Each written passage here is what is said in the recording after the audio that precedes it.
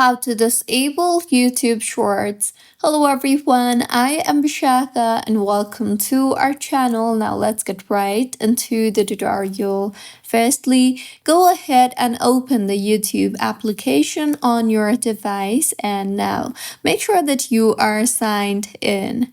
Here, go ahead and tap on the U option on the bottom right of your screen, and then tap on the settings option on the top right of your screen.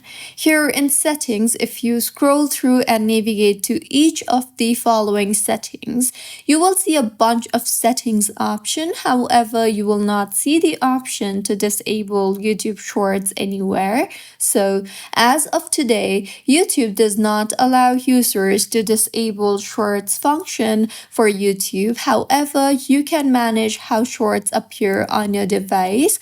So in settings, again, tap on the time management option you see there and scroll down and navigate to daily limits tab. Here, toggle on the toggle button for Shorts feed limit and then set it to 0 minutes. And with this, whenever you open a Shorts, you will see a reminder to disable Shorts or quit Shorts. If you find this tutorial helpful, please like the video and do comment if you have any queries. Also, do subscribe to our channel for more helpful tutorials like this. See you on the next one.